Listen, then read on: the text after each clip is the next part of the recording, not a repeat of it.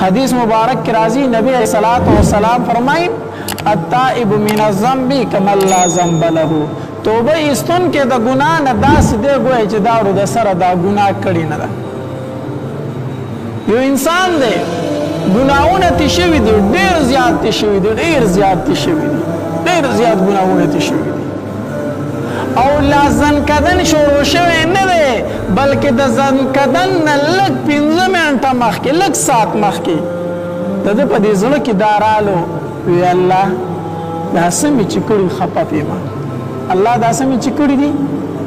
په کټ کې پروت دی اوړېدې راوړېدې نه شي په سختې بیمارۍ کې دی نور هسې د څه نه دی هسې د څه نه دی او په دغه ټایم کې د ده زړه له دا رالو الله دا څه مې چې کړي دي نو خفه پېما الله ما معاف کا الله ما معاف کا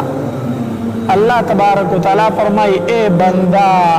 داسې مې معاف کړې ګویا چې تا دا ګناهونه د سره ډوب کړي دي حدیث مبارک ته کنه نبی علیہ الصلوۃ والسلام فرمای التائب من الذنب کمن لا ذنب له توبه ایستون کې د ګناه نه داسې دی ګویا چې دا ګناه کړی نه دی او توبه د کم ټایمه پورې قبلېږي د انسان تر څو پورې چې د ځنکدن سلګۍ نه دي شروع کړي چې د ځنکدن سلګۍ لا نه دي شروع شوي تر دغې ټایمه پورې چې دی توبه وباسي الله تبارک وتعالی فرمایي بنده زه دې قبلوم توبه زه دې معاف کومه د الله او د انسان په قانون کې فرق دی یو انسان در سره ټول عمر بد کړي که نه او چې کله کمزوری شي او ستا وار پرې راشي او هغه تا ته ووایي ما معاف کړه ما در سره بد کړي دي نو انسان یې معاف کوي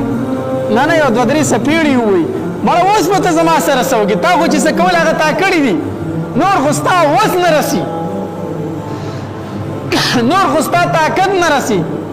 خو د الله تبارک وتعالی قانون داسې نه دی چېرته الله تبارک وتعالی داسې نه وایي ښه په کټ پرېوتي د هر څه نه ووتي اوس دې ځنکدن شروع کېدو والی دی اوس دې ما ته خوله وازه کړه چې الله ما معاف کړه زه دې نه معاف کوم الله تبارک وتعالی داسې هېڅ چاته نه وایي الله تبارک وتعالی هیڅ چاته داسې نه وایي بلکې په دغه ټایم کې الله تبارک وتعالی فرمایي بنده زه خو د ډېر عمر نه په انتظار بنده زه د ډېر عمر نه په انتظار وم چې کله به زما خواله راځي خو ته رانه مانه ورګرځېدې نو ته رانه خفه ګرځېدې نو نن چې دې ما ته خوله وازه کړه چې الله ما معاف کا بنده د نن نه بعد به تا ته څوک پیغور نه درکړي چې تا ګناه کړی تا دا ګناه کړی بنده ستا دا ګناهونه داسې ختم دي ګویا چې اړو تا کړي نه دي الله تبارک وتعالی دومره مهربانه ذات دی دومره مهربانه ذات دی خو کاش چې د بنده په زړه کې دا راشي که نه چې الله ته ما معاف کړه الله ته ما معاف کړه حدیث مبارک کې راځي نبی علیہ الصلوۃ والسلام فرمایي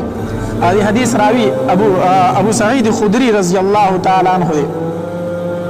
نبی علیہ الصلوۃ والسلام فرمایي د بخاری شریف حدیث دی وی په بنی اسرائیلو کې یو سړی په بنی اسرائیلو کې د 99 مرګونه کړي یو کم سل مرګونه تر دې پورې توامه چې الله څومره مهربانه ذات دی یو کم سل مرګونه کړي یو کم سل غلی دا راله یاره توبه وباسم څه کومه توبه وباسم زیاتې مې کړي دي هسې مې خلک وجلې دی یو عابد و د هغه خواله لاړ د هغه نه یې مشوره اخیستله یاره ما یو کم سل مړي کړي دي الله تبارک وتعالی به ما معاف کړي هغه ورته نه الله تا چېرته معاف کوي یو کم سل مړي دي کړي اوس راځي چې تپوس کوي چې ما به الله معاف کړي نه دي معاف کړي پاسه زما د خوا نه بس توره ورسره وه د هغه نیم سړی و د هغې نه یک سړي نیم څه و سړی و وی ځه سلم پکې تش وي سلم پکې تش وي بیا ستومانه دی چې دا رانه څه وشو هغه یو کم سل پرېږدو خو یو مې بل وکړو دا خو ښه هلاک شومه سرګردان ګرځېدو د چا نه تپوس کوي چې یاره ما ته یو نیک سړی وښیئ د تورات عالم راته وښیئ زه ترې نه تپوس وکړمه چې الله به ما څنګه معاف کوي زه کوم عمل وکړم چې الله به ما معاف کړي چا ورته پته ورکړه وی یاره پلانکي ځای کې یو سړی دی پلانکي ځای کې یو فادري دی یو نیک سړی دی هغه له لاړ شي هغه به تا ته مشوره درکړي به پلانکي کلي کې پاتې کېږي دی چې تو په لاره باندې سفر کوي په لاره باندې ور مرګ راغی مړ شو چې مړ شو اوس دلته دوه قسمه فرشتې حاضر شي اوس د الله تبارک وتعالی ښایي ممتاز ته ګوره یو قسم فرشتې د عذاب راړي او بل قسم فرشتې د رحمت راړي د عذاب فرشتې وي و یره د روح په مونږ اسمان ته خیجو د روح په مونږ اسمان ته خیجو دا خو د سلو انسانانو قاتل دی دا خو ډېر ظالم دی دی الله چرته معاف کړي د روح مونږ سجین ته وړو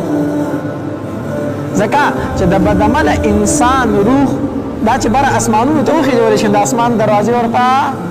نه کولاویږي الله تبارک وتعالی فرمایي حتی یلج الجمل فی سم الخیاط د بدعمله انسان روح ته به دروازې د اسمان تر هغې کولاو نشي تر څو چې اوښ د ستنې په سوم کې نه دی تلی معنی دا ده چې د اوښ د ستنې په سوم کې دننه کېدل محال دي دا ممکن نه دي د بدعمله انسان روح ته د اسمان دروازې کولاوېدل ممکن نه دي نو هغې وی د روح په مونږ وړو د هغې ځای نه د بدعمله انسان روح چې راخوڅې شي نو ښکته سجین ته ورته وکړی شي چې د اومې ځمکې د لاندې دی نو هغې وی د روح مونږ وړو ځکه دا د سلو انسانانو قاتل دی د رحمت فرشتې وی نه دا به مونږ وړو د روح ولې ځکه اگر چې ګناهګار دی خو دی د پلان کې کلي ته تسله دی سله ته د په اراده کې سو د په نیت کې سو د توبې په اراده باندې روانو د توبې په نیت باندې روانو اوس د فرشتو په منځ کې بحث مباحثه شروع ده الله تبارک وتعالی ورته فرمایي اے فرشتو تاسو داسې وکړئ که نه چې دا ځمکه دا وګورئ چې کم طرف ته د فاصله زیاته ده او کم طرف ته کمه ده کم کلی ته چې دی تو خو هغې طرف ته فاصله زیاته وي او د کم کلي نه وتې د ګناهونو د کلي نه چې دی وتې دې طرف ته فاصله کمه وي خو د عذاب فرشتې به وړي بیا او کو چېرته کم طرف ته کم کلي ته چې دی تو د هغې فاصله لږه وه د هغې فاصله لږه وه او د ګناهونو د کلي نه چې دی وتې او دا فاصله د ډېره تویه کړې وه ډېر تلی و نو بیا به د روح د رحمت فرشتې وړي اوس حقیقت کې داسې وکنه چې کم کلی ته تو هغه فاصله زیاته وه او د چې کم نه وتې وه هغه کمه وه